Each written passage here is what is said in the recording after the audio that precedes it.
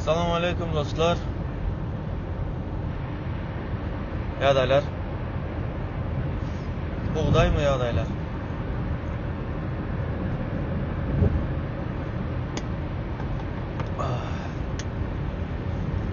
Bugün özüne bulan bakadan tema açmak istedim. Özün kanı bakalandırasan.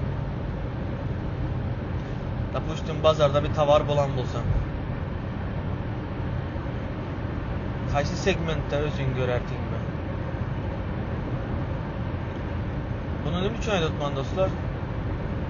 Çünkü özünü bakasını yukarıda gören adam, özünün duruşunu, avtoritetini yukarıda gören adam esasında pazardaki en arzan tavarın birisidir. Ama o özünü sonunda şiddet ededi. Yukarıda göredi. Ve yukarıda gördüğü için hem her yerdedir şu adam.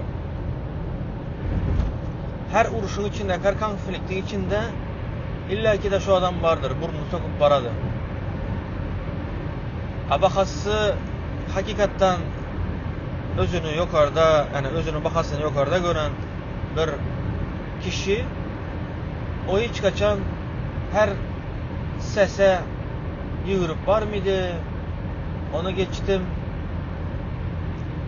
Her bir yerde bir konflikt oldu işte var burnu sokmaydı çünkü böyle dostlar. Çünkü yani özünün bakasını bilen adam demek ki vaktinin kadrını biledi. Bu dünyada en vacını zat sağlık, ikinciye vaktin. Vaktini kanda kullanasan. Vaktini biz parine zatsız, düzgün paradıksız da karoç. Yani bir paradık bulmadan yürütüp yüreğin bolsan da onu geçtim çıkıp da yine filosof edip yüreğin adam bolsan ya da öz fikrini beyan edip da özünü dinledip yüreğin adam bolsan yani işin zor yani. Özünü al desen.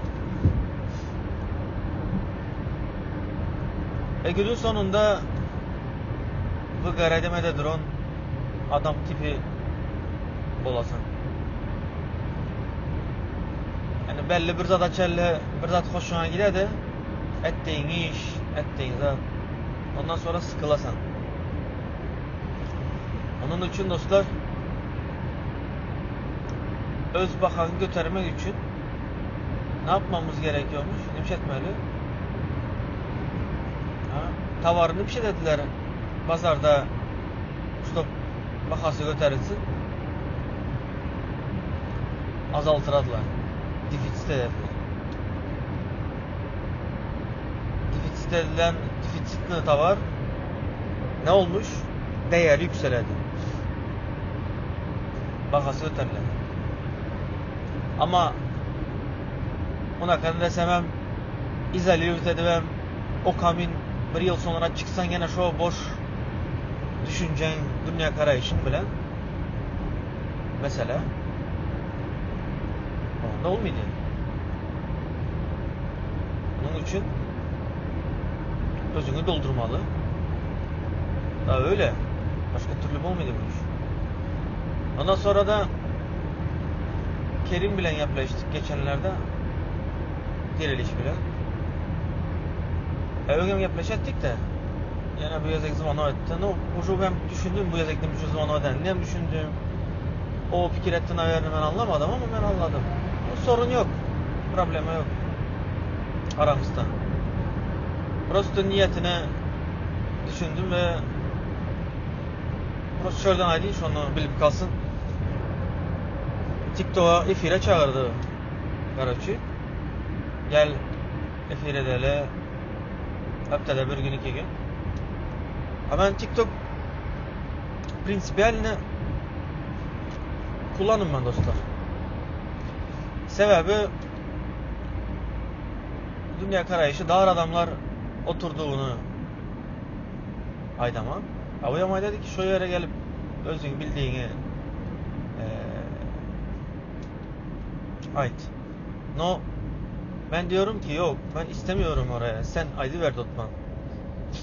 Çünkü dostlar, kuru kuruna, boşu boşuna, manasız linç yemek istemem ben. Manasız linç. Ha şu yerde şunu değilsen, prasmotra mı alasan, hem adam alasan. No samsık fikir alasan, samsık yorumlar alasan, samsık karayışlar alasan, которые не важно, которые hiçbir peyda getirmedi daha o iş. Ama nahrin gereği o iş dostlar. Nahrin gereği.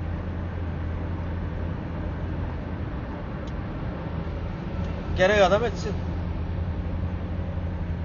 Şu adı şu iş isteyen adam etsin. Ama ben edeceğim. Tak işte beni karşı oturmalar dostlar. Öz TikTok fikirlerinizi ediverimler. Hoş mu? Ama ben bu kanalda siga gideceğim. Önümüzdeki videolarda dostlarım asasda indi internetten kandak nemeler de buladı. Вообще internetten pul kazanıp bulan mı yok mu? Kazanma için demiş etmeli. Şuna videolara gelmek istiyorum meseleler bilen. Bu daha выгодно ve daha peydalı iş. Kaldı ki peydalı olması dostlar. Zaten günün sonunda giden ayıran vaktimiz bilemiz ki nereye ayırdık. Yani vakitten ayıp geçti mi? Vaktin sağlıktan sonraki en важный zat olan mesela ayıp geçetim yani. Tak işte vaktimizin nereye gittiğini bilemiz zaten. Benim videomda 15 minut mu? 15 minut boşuna giden yok. Hazır gidip boş fırsatlar göresen ya da diyelim ki şu TikTok'taki urşu göresen işte o nimen tükedi. Hiç tadına mı tükemedi. Bu seçim. Sen seçebilesen. Sen istesen buna desen, istesen buna desen. Yani senin vıbırın karış. Neyse dostlar. Bunu demek istedim. Bugünlük çelli. Başka videolarda görüşecek. Devam.